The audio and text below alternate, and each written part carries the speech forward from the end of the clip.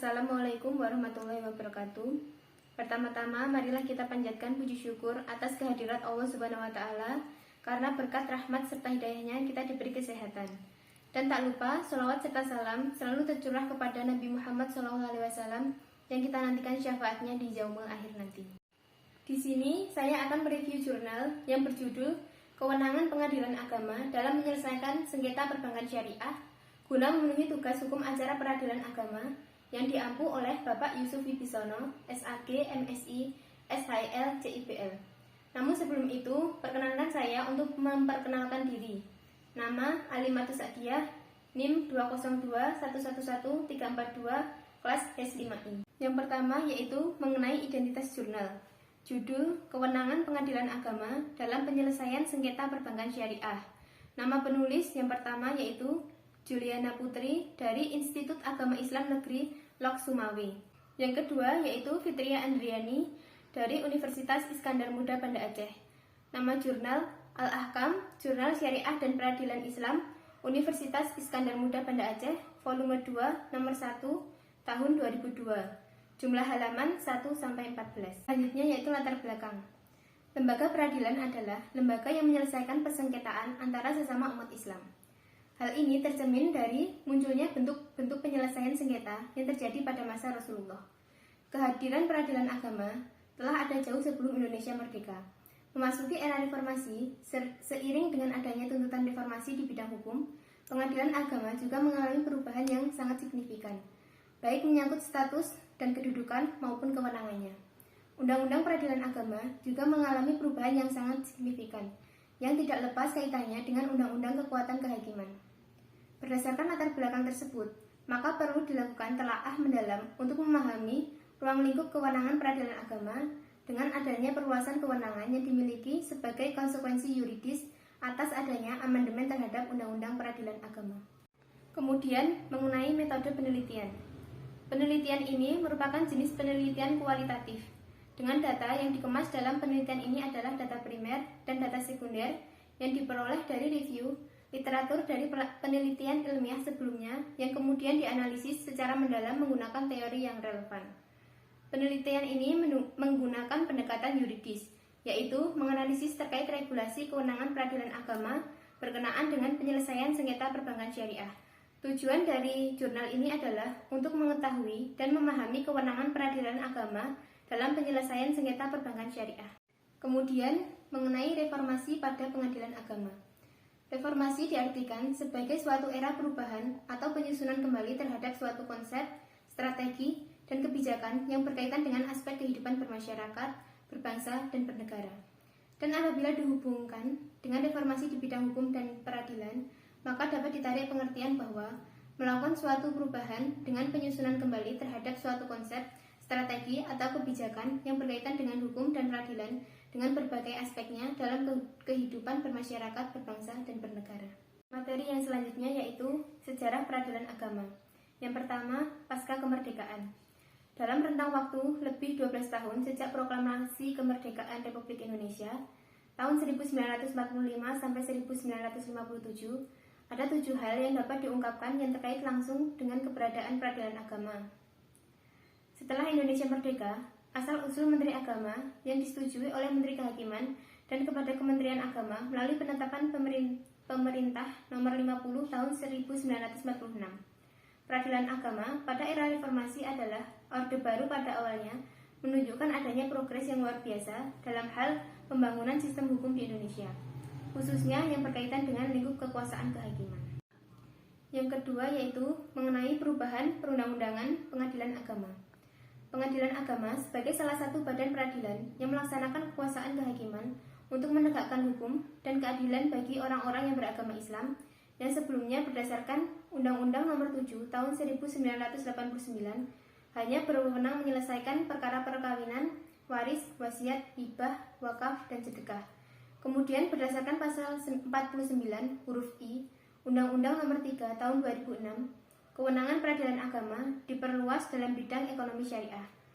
Secara singkat, dapat disimpulkan bahwa kewenangan baru peradilan agama setelah adanya revisi Undang-Undang Nomor 7 Tahun 1989 menjadi Undang-Undang Nomor 3 tahun 2006 adalah sebagai berikut.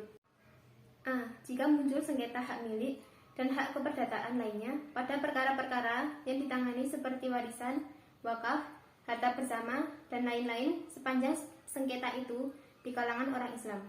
Sengketa itu tidak perlu ditunda karena telah menjaga kewenangan peradilan agama dalam pasal 50.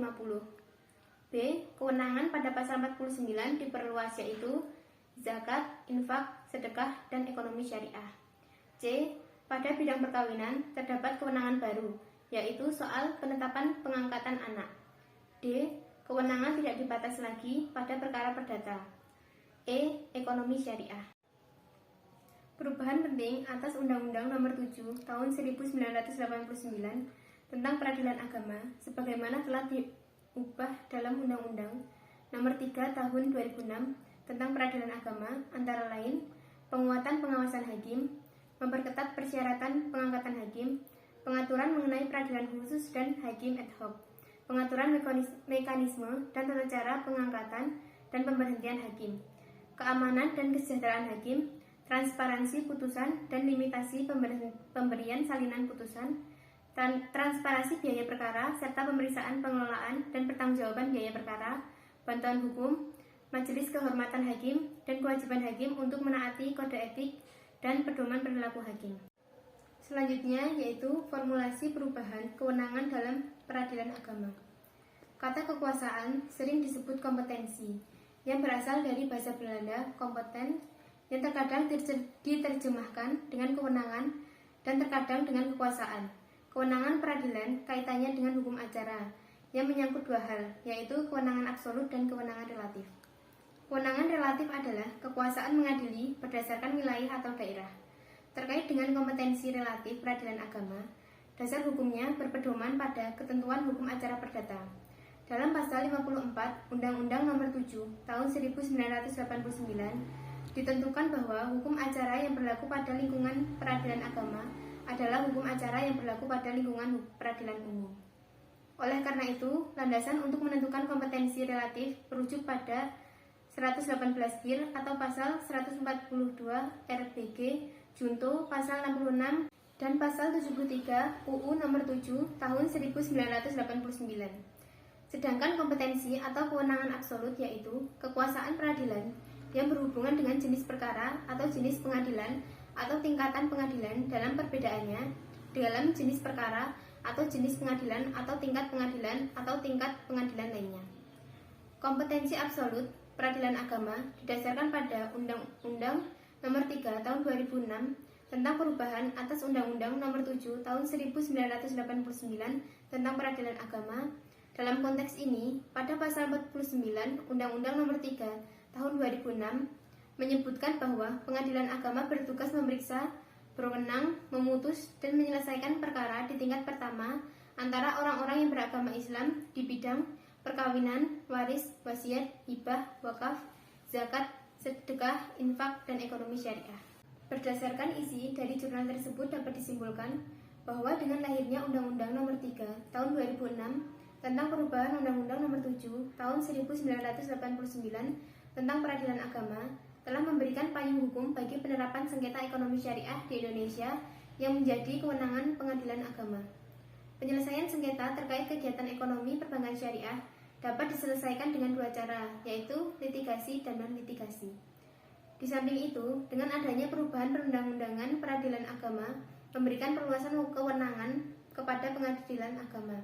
Hal ini dapat dilihat dari perubahan undang-undang peradilan yang terdapat dua kali amandemen. Pertama, Undang-Undang Nomor 7 Tahun 1989 menjadi Undang-Undang Nomor 3 Tahun 2006.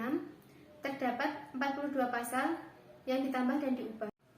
Kedua, yakni Undang-Undang Nomor 7 Tahun 1989 menjadi Undang-Undang Nomor 50 Tahun 2009. Terdapat 24 pasal yang ditambah dan diubah. Perubahan kewenangan dalam pengadilan agama jika ditelaah dari Undang-Undang Nomor 7 Tahun 1989 menjadi Undang-Undang Nomor 3 Tahun 2006 terdapat 3 poin yang yaitu mengenai perluasan wewenang, perubahan tempat penyelesaian sengketa, dan penambahan tugas. Yang terakhir yaitu mengenai kelebihan dan kekurangan jurnal. Kelebihannya, dalam jurnal ini menjelaskan secara rinci mengenai perubahan dari undang-undang yang berkaitan dengan materi ini. Bahasa yang digunakan mudah dipahami. Penulisan jurnal rapi dan pada penggunaan tanda baca sudah sesuai dengan ketentuan.